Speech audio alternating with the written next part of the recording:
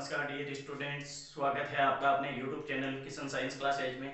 आज हम अब एनसीईआरटी जो 10th क्लास है, अब जो आगे लॉकडाउन के बाद भी जो सत्र चलेगा 10th क्लास का, उसमें जो साइंस आएगी उस साइंस के हम वीडियो बना रहे हैं। तो देखिए आप, उसमें कल एक वीडियो हमने अपलोड कर दिया था, दूसरा है आज रासायनिक अभिक्रियाओं को संतुलित करना। तो देखो रासायनिक अभिक्रियाओं को संतुलित कैसे किया जाता है, एक एग्जाम्पल ले लेते हैं। जैसे लोहा होता है अपना Fe फेरस, इसकी अभिक्रिया H2O से करवाते हैं या लगभग H2O से जब अभिक्रिया कर लेती है तो अपने पास में बनता है Fe3O4 प्लस H2, यानी कि यहाँ ये जंग लग जाती है फेरस फेरिक ऑक्साइड। अब देखेंगे, देखो यहाँ से हम बात करने वाले हैं कि इसमें सबसे पहली बात तो हम देखते हैं कि यह अभिक्रिया संतुलित है या नहीं, यानी कि यह द्रव्यमान संरक्षण नियम की अनुपालना करती है या नहीं करती है। सबसे पहले मैं बता दूं, लास्ट वीडियो में हमने देखा था द्रव्यमान संरक्षण नियम, और ये एक नंबर का क्वेश्चन पक्का पूछा जाता है कि द्रव्यमान संरक्षण नियम से आप क्या समझते हैं। तो मैं आपको बता दूं कि रासायनिक अभिक्रिया में न तो द्रव्यमान का निर्माण होता और न ही द्रव्यमान का विनाश होता, अर्थात द्रव्यमान एक सुरक्षित राशि है। अर्थात बोले तो अभिकारकों का द्रव्यमान हमेशा उत्पादों के द्रव्यमान के क्या होता है, इक्वल होता है, तुल्य होता है, बराबर होता है। तो देखिए सबसे पहली बात करते हैं, इसमें एक तो बात करते हैं कि इसमें परमाणु कौन कौन से काम में आ रहे हैं। तो परमाणु देखो, एक तो है Fe लोहा, दूसरा है हाइड्रोजन और तीसरा है आपके पास में ऑक्सीजन। अब देखिए LHS में परमाणुओं की संख्या, इसमें LHS में परमाणुओं की संख्या, तो LHS में परमाणुओं की संख्या कितनी है, एक तो ये बात करेंगे और दूसरी बात करेंगे अपन किसमें भाई, RHS में परमाणुओं की संख्या। अब देखिए सबसे पहली बात तो हम बात करेंगे, देखो LHS में जो परमाणु है वो यहाँ फेरस पे एक है, अब हाइड्रोजन के यहाँ दो है और ऑक्सीजन का यहाँ कितना है भाई, एक परमाणु है। जबकि यहाँ बात करेंगे RHS में, तो RHS में जो फेरस है लोहा है वो तो तीन है और हाइड्रोजन है वो कितने है भाई, दो, और ऑक्सीजन है वो कितना है भाई आपके पास में, ऑक्सीजन इधर है भाई चार। अब जाहिर सी बात यह है कि यहाँ ऑक्सीजन चार है, यहाँ कितना है एक, यहाँ हाइड्रोजन कितने हैं, दो, जबकि यहाँ कितना है हाइड्रोजन दो, यानी हाइड्रोजन की मात्रा तो संतुलित है। यहाँ देखिए लोहा और इधर लोहे यानी फेरस की जो संयोजकता, जो LHS में परमाणुओं की संख्या है वो कितनी है भाई, एक, जबकि यहाँ कितनी है, तीन। इसका मतलब यह है अभिक्रिया द्रव्यमान संरक्षण नियम की अनुपालना नहीं कर रही, यानी कि दोनों तरफ परमाणुओं की संख्या बराबर होगी तो दोनों ये अभिक्रिया द्रव्यमान संरक्षण नियम की अनुपालना करेगी, लेकिन दोनों तरफ परमाणुओं की संख्या बराबर नहीं है। तो परमाणुओं की संख्या बराबर करने के लिए हम क्या करते हैं, छोटी अभाज्य पूर्णांक संख्याओं का उपयोग करते हैं या छोटी पूर्णांक संख्याओं का उपयोग करते हैं। तो देखिए सबसे पहली बात, यहाँ सबसे पहले लेते हैं ऑक्सीजन। ऑक्सीजन के इधर चार है, इधर कितने हैं भाई, एक है। तो इसको चार बनाने के लिए मैं क्या करूं, तो देखो Fe plus H2O is equals to था अपने पास में Fe3O4 प्लस H2। तो मैं एक काम कर देता हूं, यहाँ देखो ऑक्सीजन की एक थी तो यहाँ इसको चार से गुणा कर देता हूँ, इधर चार से गुणा किया तो ऑक्सीजन के तो संतुलित हो गए कितने भाई, चार, इधर भी चार हो गए और ये चार एकम चार, क्योंकि ऑक्सीजन का यहाँ एक परमाणु, ये गुणा होगा तो कितने हो जाएंगे भाई, चार। लेकिन अब बात करेंगे लोहा फेरस, इधर तो एक और फेरस का इधर कितने भाई, तीन, तो यहाँ भी मैं लगा दूं कितने हो गए भाई, तीन। तो देखो फेरस के इधर तीन, इधर भी तीन, तो हमारी अभिक्रिया संतुलित हो गई, फेरस की तरफ से संतुलित हो गई फेरस। अब देखो हाइड्रोजन, हाइड्रोजन का हो गया चार दूनी आठ, तो यहाँ कितने हैं भाई, ओनली ओनली दो, तो अपन को ये भी कितने बनाने भाई, आठ बनाने। तो मैं यहाँ कितने लिखूं भाई, चार, तो चार इंटू दो यानी कि कितने हो गए भाई, आठ। ऑक्सीजन के इधर चार, इधर भी कितने हो गए, चार, फेरस के इधर तीन और इधर भी कितने हो गए, तीन। अब बात करेंगे देखो संतुलन के पश्चात, जब अपन ने संतुलित कर दी इसको, तो संतुलन के पश्चात आप देखते हैं कि इसमें परमाणुओं की संख्या कितनी रही। तो देखो सबसे पहली बात, एक तो परमाणु था Fe, दूसरा था हाइड्रोजन, तीसरा था ऑक्सीजन। यहाँ देखो फेरस की कितनी हो गई भाई, तीन, LHS में भी। अब देखेंगे हाइड्रोजन की, तो हाइड्रोजन की कितनी हो गई, चार दूनी आठ। अब देखेंगे ऑक्सीजन की, तो ऑक्सीजन की चार एकम चार। अब देखेंगे देखो यहाँ से फेरस की इधर कितनी हो गई भाई, LHS में तीन, और यहाँ बात करेंगे किसकी भाई, हाइड्रोजन की, तो चार दूनी आठ और यहाँ बात करेंगे ऑक्सीजन की, तो ऑक्सीजन की इधर देखो आरएचएस में कितनी है भाई 4, तो यहाँ कितनी हो गई 4। अब ये अभिक्रिया संतुलित हो गई। अब बहुत सी बार ऐसा पूछा जाता है कि अभिक्रियाओं को संतुलित किस विधि से करते हैं, तो उस विधि का नाम है हिट एंड ट्रायल विधि। हिट एंड ट्रायल विधि से रासायनिक अभिक्रियाओं को संतुलित किया जाता है। क्या किया जाता है भाई? संतुलित। अब इस विधि में होता क्या है, तो इस विधि में छोटी पूर्णांक संख्याओं के गुणांकों का उपयोग करते हैं। तो हम लिख सकते हैं भाई इस विधि में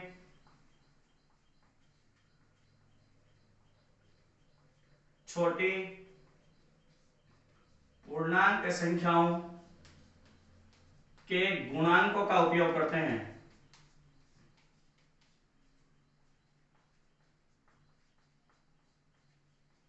मैं आपको बता दूं कि यदि यहां देखो, यहां इस स्थिति के लिए यदि मैं यहां 3 लगाता, पादांक में लगाता, तो जाहिर सी बात है फिर इसकी संयोजकता चेंज हो जाती।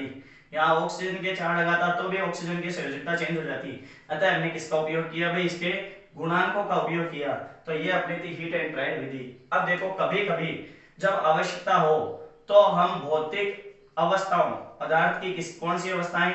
भौतिक अवस्थाएं भी अपन अभिक्रिया के दौरान दर्शाते हैं। भौतिक अवस्थाओं को दर्शाना, सबसे पहले मैं बात बता देता हूं भौतिक अवस्थाएं होती कितनी है। तो किसी पदार्थ की भौतिक अवस्थाएं भाई 3 होती है। पदार्थ की भौतिक अवस्थाएं 3 कौन सी? एक तो हो गई ठोस, इसको इंग्लिश में बोले तो सॉलिड। दूसरा हो गया आपके पास में द्रव्य, द्रव्य बोले तो लिक्विड। और यदि गैस, ये 3 अवस्थाएं सामान्यतः होती है तो इसको बोलते हैं जी गैस। अब देखो यदि बात करें, कई बार ठोस और द्रव्य दोनों का मिश्रण होगा किसी पदार्थ में, तो उसे लिखेंगे एक्वस से एक्वा। कई बार द्रव्य और गैस दोनों का मिश्रण होगा तो भी इसको क्या लिखेंगे भाई? एक्वा।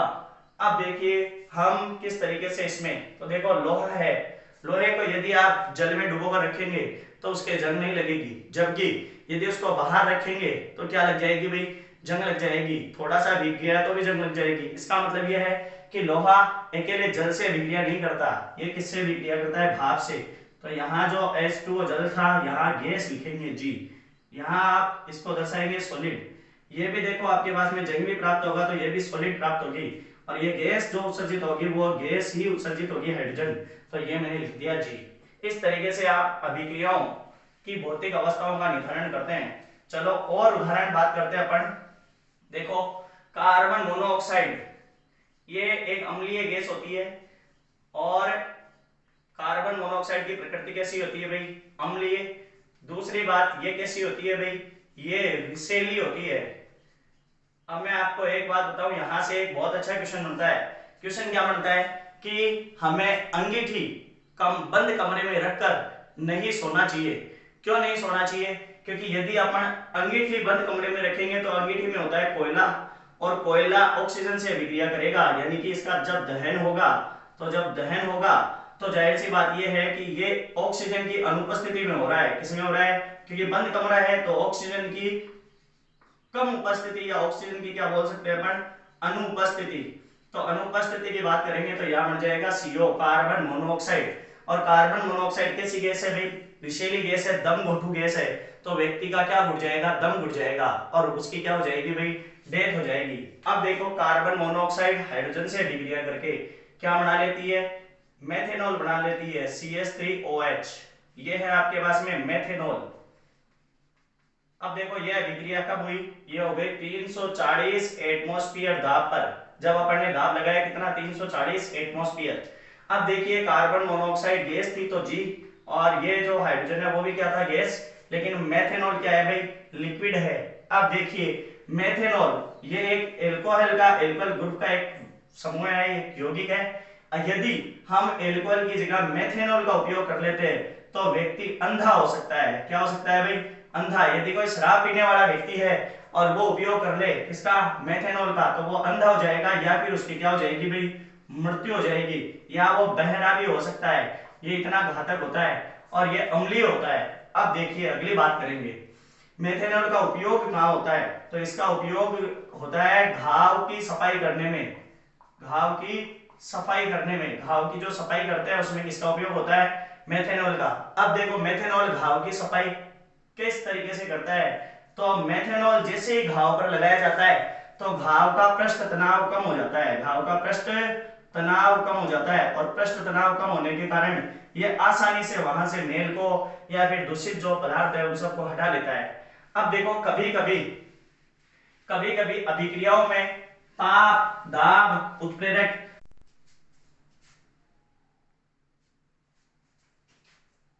अब देखिए कभी कभी विशेष परिस्थिति होती है, कभी कभी अभिक्रिया के साथ साथ या अभिक्रियाओं में ताप, दाब, उत्प्रेरक आदि तथ्यों को भी दर्शाया जाता है।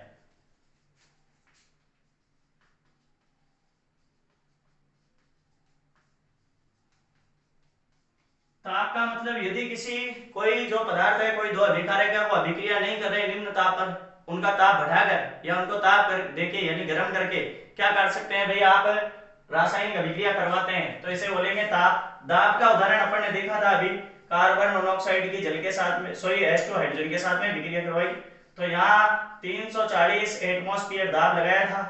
तो ये दाब ये कहाँ दर्शाया जाता है भाई, तीर के निशान के ऊपर दर्शाया जाता है। बना था अपने पास में CH3OH, यानी क्या बना अपने पास में, मेथेनॉल।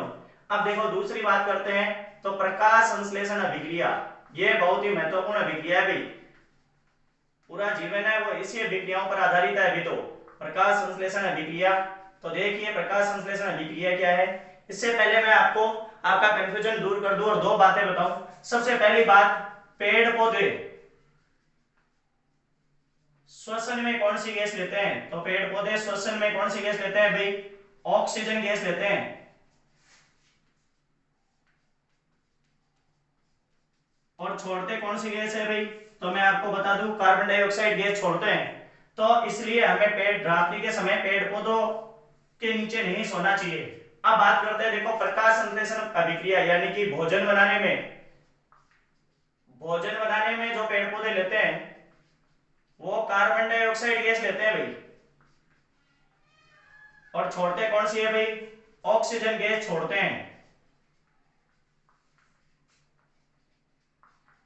अब देखिए प्रकाश संश्लेषण अभिक्रिया की बात करें तो पेड़ पौधे वायुमंडल से कार्बन डाइऑक्साइड गैस लेते हैं प्लस जमीन से जल ग्रहण करते हैं, और किसकी उपस्थिति में भाई, सूर्य के प्रकाश की उपस्थिति में, तो सनलाइट सूर्य के प्रकाश की उपस्थिति में। और पेड़ पौधों की पत्तियों में एक हरे रंग का वर्णक पाया जाता है जिसके कारण वो हरे रंग की दिखाई देती है, क्लोरोफिल। और देखिए जब ये दोनों अभिक्रिया करेंगे तो बना लेगा C6H12O6 ग्लूकोज प्लस H2O और प्लस बनती है ऑक्सीजन O2। अब देखिए रात्रि के समय सूर्य का प्रकाश नहीं रहता है, इसलिए पेड़ पौधे भोजन बनाने वाला काम रात्रि के समय नहीं करते और केवल श्वसन का काम जारी रहता है। तो श्वसन में ऑक्सीजन गैस तो ले लेते हैं और कार्बन डाइऑक्साइड छोड़ देते हैं, अतः हमें रात्रि के समय पेड़ पौधों के नीचे नहीं सोना चाहिए। अब देखिए दूसरी बात, कार्बन डाइऑक्साइड जल ग्रहण करके पेड़ पौधे सूर्य की उपस्थिति अर्थात दिन में यह अभिक्रिया होती है, और ग्लूकोज कई बार सीधा सीधा पूछते हैं ग्लूकोज का रासायनिक सूत्र बताइए, तो C6H12O6। बहुत सी बार ऐसा पूछा जाता है ग्लूकोज में कार्बन डाइऑक्साइड हाइड्रोजन और ऑक्सीजन का अनुपात बताइए, तो कार्बन डाइऑक्साइड हाइड्रोजन और ऑक्सीजन तो 6:12:6, लेकिन वहां दिया हुआ आता है 1:2:1, क्योंकि ये सारे 6 से कैंसिल आउट हो गए भाई। अब देखिए एक पेड़ पौधे ऐसे होते हैं जिनको बोलते हैं मरुद्भिद पेड़ पौधे, ये क्या कर लेते हैं, रात्रि के समय कार्बन डाइऑक्साइड लेते हैं और जल भी लेते हैं और ये एक मध्य उत्पाद बना लेते हैं, और जैसे ही सूर्य की धूप निकलती है तुरंत ही प्रकाश संश्लेषण अभिक्रिया हो जाती है, और होने के बाद में हमें क्या मिलती है भाई, ताजी ताजी ऑक्सीजन मिलती है। अतः हमें सुबह उठने के बाद में घूमना चाहिए, घूमना स्वास्थ्य के लिए लाभदायक माना जाता है, तो इसलिए हम दिन के समय सुबह के समय हम क्या करते हैं भाई, घूमते हैं। दूसरी बात, एक बात और करें तो मरुद्भिद पौधों का उदाहरण मैं बात बताऊं, एक तो देखो आपके पास में बड़ या बोले तो वट वृक्ष, और एक दूसरी बात बोले तो क्या हो जाएगा भाई, तुलसी। तो देखिए मैं आपको बता दूं एक साइंटिफिक रीजन कि तुलसी है वो एक प्रकार का मरुद्भिद पौधा है। और ये तुलसी है ये क्या करती है, जब अपन क्या करते हैं इसके तुलसी के सामने जब अपन दीपक जलाते हैं और जब जैसे ही दीपक जलाते हैं तो उस समय इसको सूर्य के प्रकाश के समान ऊर्जा मिल जाती है। और ऊर्जा मिलने के बाद में रात्रि के समय ये इतनी क्रिया तो करता ही है भाई, एक मध्य उत्पाद बनाता है। और उसके बाद में जैसे वो तो जो दीपक जैसी का जो दीपक था उससे जो प्रकाश मिला उससे कुछ मात्रा में जो ग्लूकोज जल और क्या बन जाता है भाई, ऑटो ऑक्सीजन बन जाता है। इसलिए हमारे जो पूर्वज थे यानी कि जो भारतीय संस्कृति थी इसमें जो पेड़ पौधे मतलब जो बीच में जो पेड़ पौधे लगाए जाते हैं वो कौन सा पेड़ पौधा लगाया जाता है भाई, तुलसी का पौधा लगाया जाता था। और आशा करूंगा आप भी हमारे आपके घरों में तुलसी का पौधा लगाएं और लगाने के बाद में उसको क्या करें भाई, दीपक उसका जो उसके पास में रोज दीपक जलाए ताकि आपके घर का जो वातावरण है वो बहुत ही शुद्ध रहे। अब देखिए अगले क्वेश्चन है आपके पास में, क्वेश्चन नंबर 1, वायु में जलाने से पूर्व मैग्नीशियम रिबन को साफ क्यों किया जाता है? क्योंकि मैग्नीशियम रिबन के ऊपर कुछ अशुद्धियां लगी रहती है, धूल के कण रहते हैं, जलवाष्प रहता है, ऑक्साइड रहता है, तो इसको हटा इसकी लेयर हटाने के लिए इसको रेगमाल से रगड़कर साफ किया जाता है भाई। अब अगला जो क्वेश्चन नंबर 2 है वो है संतुलित रासायनिक समीकरण लिखिए। जैसे मैं आपको पहला बता दूं यहां से हाइड्रोजन, तो चलो मैंने लिख दिया हाइड्रोजन H2 प्लस क्लोरीन तो मैंने लिख दिया Cl2 इज इक्वल्स टू बन गया हाइड्रोजन क्लोराइड। अब देखिए कैसे बना, हाइड्रोजन है, हाइड्रोजन एक नंबर पर आता है, इसका इलेक्ट्रॉन विन्यास होता है 1s1 यानी इसके भाइतम कोष में या तो 2 इलेक्ट्रॉन हो जाए या हो जाए ये एक इलेक्ट्रॉन ही त्याग दे, तो हाइड्रोजन एक इलेक्ट्रॉन त्यागता है, अर्थात हाइड्रोजन की आवश्यकता होती है +1। क्लोरीन क्लोरीन आता है भाई 17 नंबर पर, इसका इलेक्ट्रॉनिक विन्यास होता है 1s2 2s2 2p6 और 3s2 और 3p5। इसके भाइतम कोष में देखो पहले कोष में 2 इलेक्ट्रॉन, दूसरे में 8 और तीसरे में कितने इलेक्ट्रॉन होते हैं भाई 7। इसे अपना अष्टक पूर्ण करने के लिए एक इलेक्ट्रॉन की आवश्यकता है, तो ये क्या कर देता है, एक इलेक्ट्रॉन ग्रहण कर लेता है। ग्रहण कर लेता है तो जाहिर सी बात है जितने इसमें प्रोटॉन होते हैं उतने क्या होते हैं भाई इलेक्ट्रॉन, यानी कि जितने प्लस के परमाणु होते हैं उतने ही आयन होते हैं किसके, माइनस के। यहाँ एक इलेक्ट्रॉन अतिरिक्त आ गया जो इसने ग्रहण किया है, इसलिए इस पर क्या जाता है ऋण आवेश यानी कि Cl नेगेटिव। अब यदि बात करें तो देखो हाइड्रोजन की संयोजकता 1 और क्लोरीन की संयोजकता -1, जब दोनों एक दूसरे को अभिक्रिया करेंगे तो आपके पास में बन जाएगा HCl जिसे बोलेंगे हाइड्रोजन क्लोराइड। क्या बोलेंगे, हाइड्रोजन क्लोराइड। तो यहाँ बोल सकते हैं क्या भाई HCl। तो पहले अभिक्रिया हो गई। दूसरी अभिक्रिया क्या है देखो बेरियम क्लोराइड, तो देखो बेरियम क्लोराइड होता है BaCl2।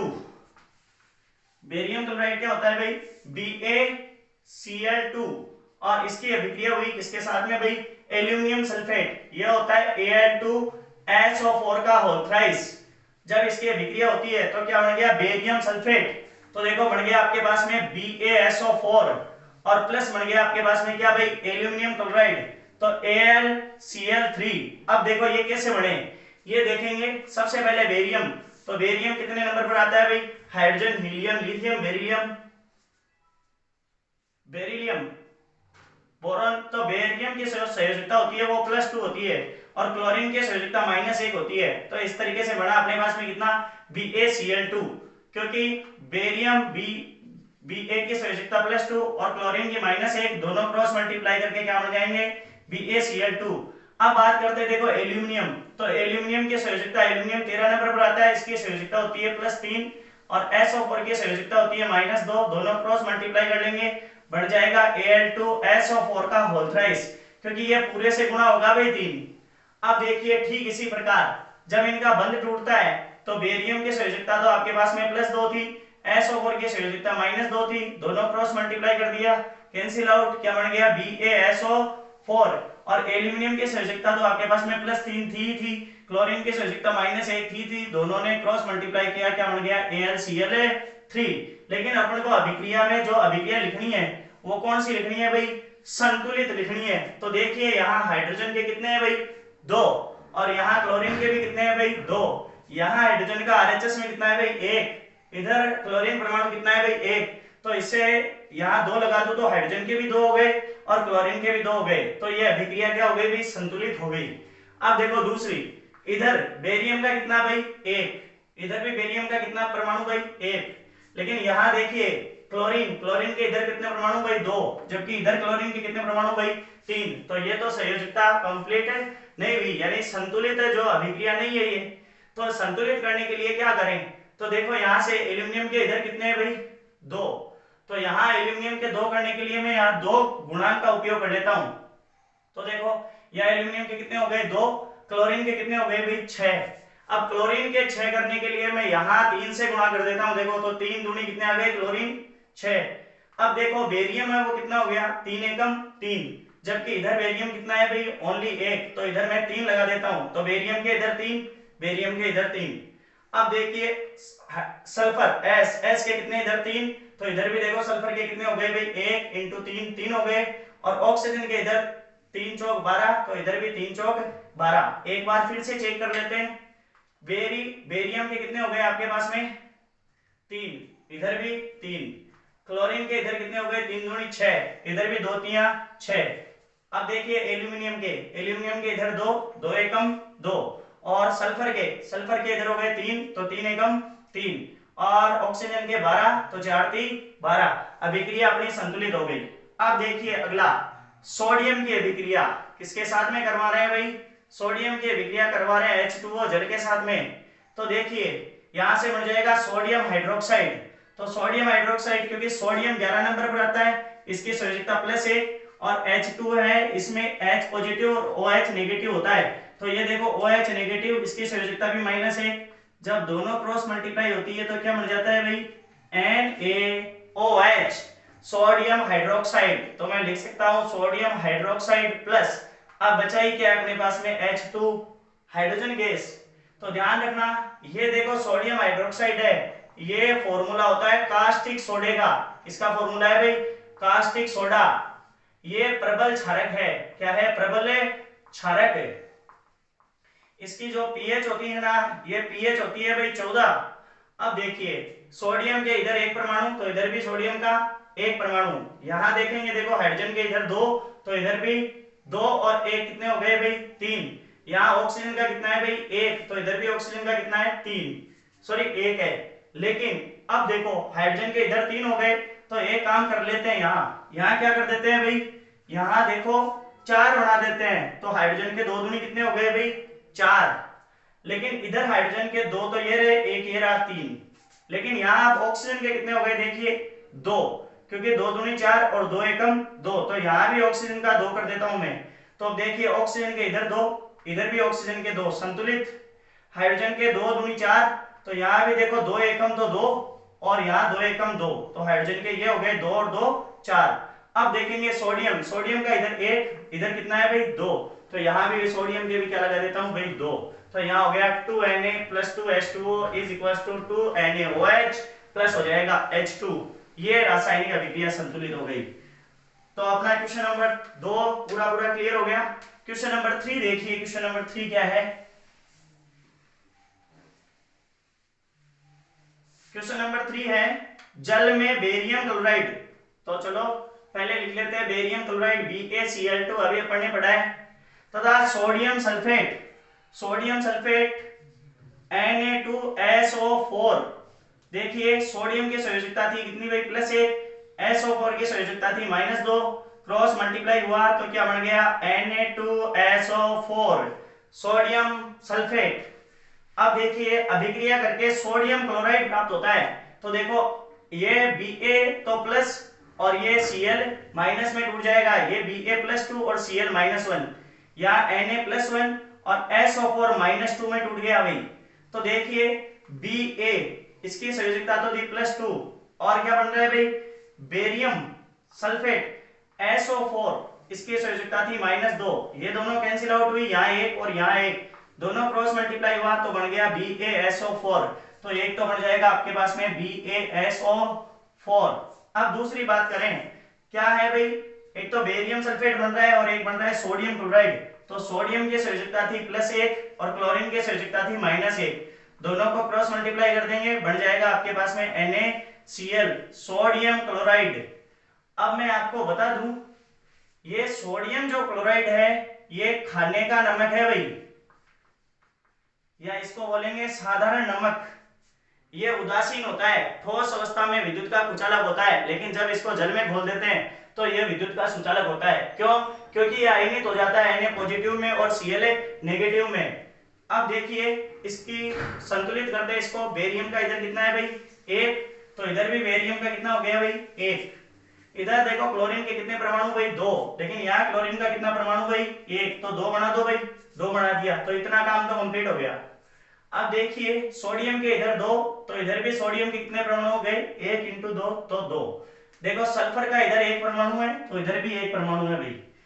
ऑक्सीजन का इधर 4, तो ऑक्सीजन का इधर भी 4। अब ये अभिक्रिया क्या हो गई भाई आपके पास में संतुलित। और ये जो देखो सोडियम सॉरी बेरियम सल्फेट है, ये एक अवक्षेप है, अर्थात ये जल में घुलता नहीं है, ये जल में घुलनशील नहीं है। अब देखिए क्वेश्चन नंबर इसका 2, सोडियम हाइड्रोक्साइड। तो अभी अपन ने पढ़ा है कास्टिक सोडा सोडियम हाइड्रोक्साइड, इसकी अभिक्रिया करवाएंगे हाइड्रोक्लोरिक एसिड से। तो ये रहा भाई HCl हाइड्रोक्लोरिक एसिड। तो देखो ये तो टूट जाता है Na पॉजिटिव और OH नेगेटिव में, दोनों इसकी संयोजकता तो +1 थी, इसकी -1। ये HCl है, ये टूट जाता है H पॉजिटिव में और Cl नेगेटिव में। अब देखो कौन अभिक्रिया करेगा, ये प्लस वाला अभिक्रिया करेगा इस माइनस से, तो Na+1 और Cl-1 दोनों अभिक्रिया करेंगे, बन जाएगा NaCl नमक। और देखिए ये हो गया OH और ये हो गया H, ये अभिक्रिया करके बना लेंगे जल। देखो देखिए ये संतुलित है या नहीं है। सोडियम इधर कितने परमाणु भाई 1, इधर भी कितना परमाणु भाई 1। यहाँ ऑक्सीजन के कितने परमाणु 1, तो यहाँ भी ऑक्सीजन का कितना परमाणु भाई 1। यहाँ हाइड्रोजन का 1 और 1 कितने परमाणु है भाई 2, तो यहाँ भी हाइड्रोजन के कितने परमाणु है 2। यहाँ देखो क्लोरीन का 1 परमाणु, तो यहाँ भी क्लोरीन का 1 परमाणु। ये रासायनिक अभिक्रिया संतुलित है। यदि हमारा वीडियो आपको अच्छा लगा हो तो कृपया इसको शेयर करना, लाइक करना। और लॉकडाउन के चलते आप बैठे बैठे 10th क्लास की जो साइंस है उसका एक बार रिवीजन कर लीजिए और एक बार इसको पढ़ लीजिए ताकि आपको अच्छे तरीके से समझ में आ जाए। जय हिंद, जय भारत, धन्यवाद।